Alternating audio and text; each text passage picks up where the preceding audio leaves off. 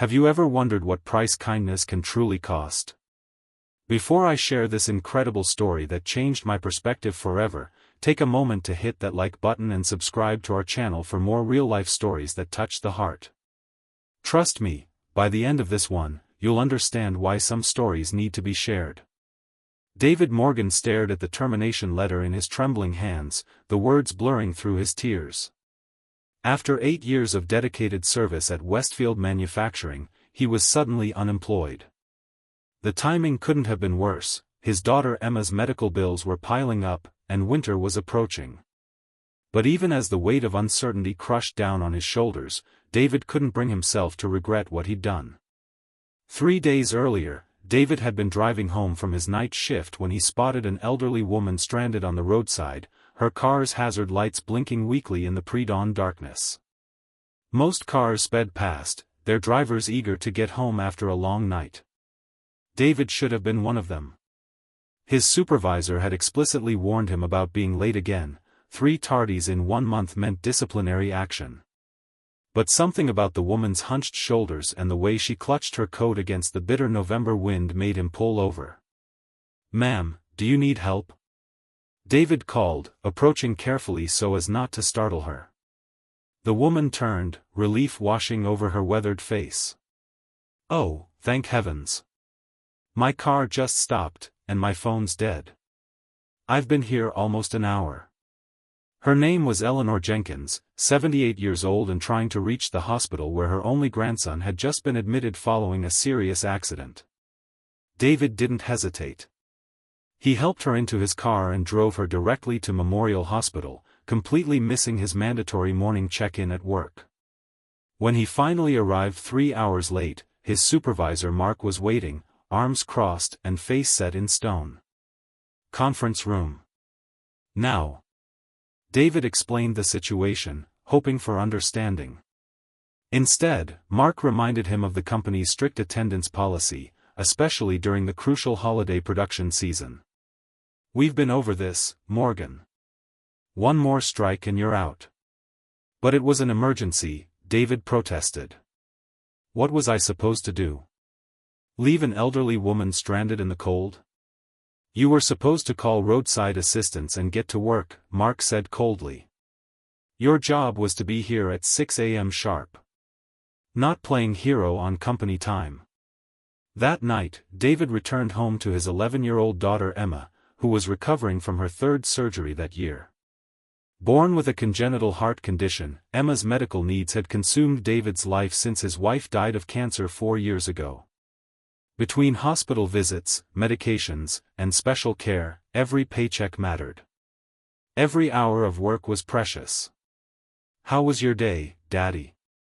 Emma asked from beneath her blanket fortress on the couch, her face pale but her smile bright. David forced a grin. "Just fine, sweetheart. How about you? Did you finish that book you were reading?" He didn't tell her about the warning, about how precariously his job now hung in the balance. Emma had enough to worry about.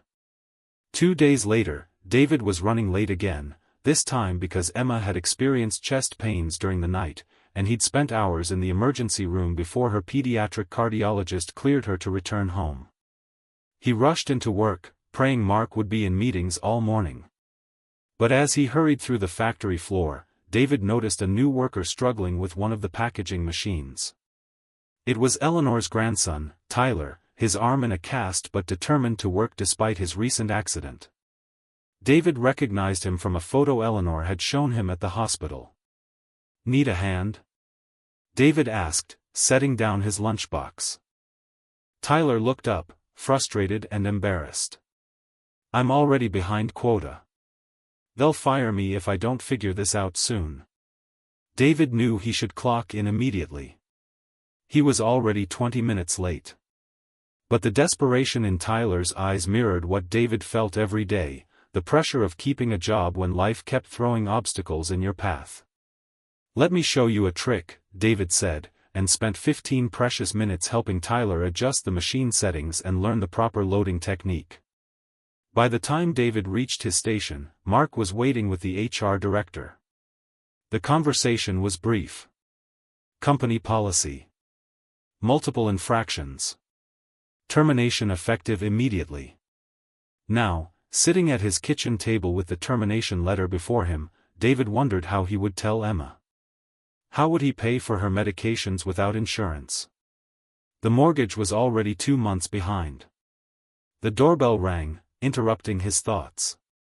Wiping his eyes, David opened the door to find Eleanor Jenkins standing there, accompanied by an elegant older man in an expensive suit.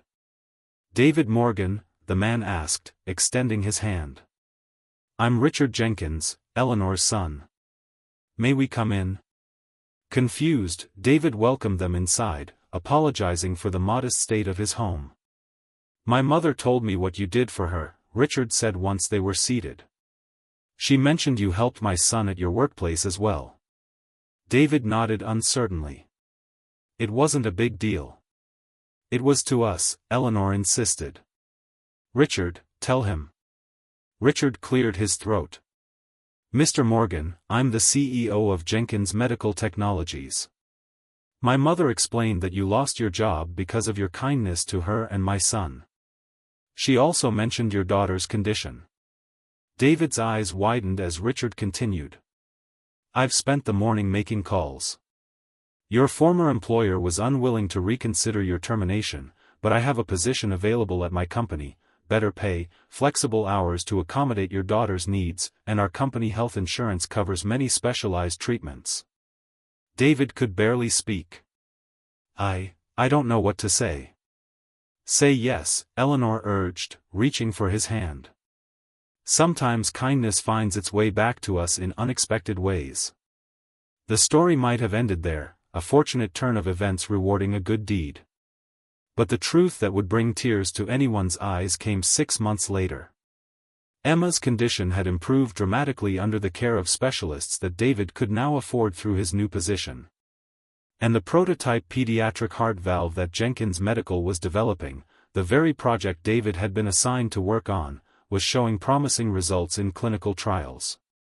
One evening, as David reviewed manufacturing specifications in his home office, Emma wandered in with a curious expression. "Dad, why did Mr. Jenkins really hire you?" she asked suddenly. David looked up, surprised.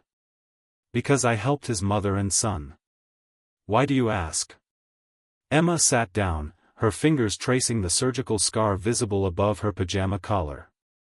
"Tyler told me something today when he visited. He said his grandma didn't get stranded by accident that morning." "What do you mean?"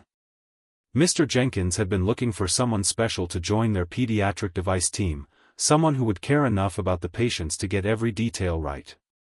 Emma's eyes were serious beyond her years. They needed someone with manufacturing experience who understood what was at stake for families like ours. Tyler said his grandma volunteered to find that person. David stared at his daughter, realization dawning.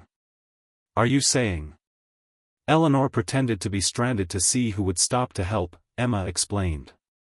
"They tested lots of people from different companies. You were the only one who didn't just call someone else to handle it, you took her yourself, made sure she was okay." David sat back, stunned. That can't be right. But later that week, when Richard Jenkins invited David to dinner to celebrate the success of the initial valve trials, the truth emerged. "We weren't just looking for technical skills," Richard admitted. "We needed someone with genuine compassion. The kind of person who would stop for a stranded elderly woman even when it might cost them something. The kind who would help a struggling coworker even when they were already in trouble themselves." "You set me up to fail at Westfield," David realized, not sure whether to be angry or amazed. Richard shook his head. "We set up a situation where your true character would be revealed. The choice was always yours." 1 year after David lost his job for helping strangers, the Jenkins pediatric heart valve entered final approval stages. Emma was among the first patients to receive it, her quality of life transforming almost overnight. And David found himself not just employed but leading a team dedicated to creating medical devices for children with conditions like Emma's. The truth that made everyone cry wasn't that David had been manipulated or tested, it was that his simple acts of kindness, the ones that had cost him his job and nearly his livelihood, had unknowingly been the first steps toward saving his own daughter's life. Sometimes the universe works in mysterious ways. Sometimes what looks like our darkest moment is actually the first light of a new dawn. And sometimes, the person you stop to help along the road might be the very angel sent to save you. If this story touched your heart, please remember to like this video and subscribe to our channel. Your support helps us share more stories of everyday heroes who remind us all that compassion never goes unrewarded, even when the reward comes in ways we could never imagine.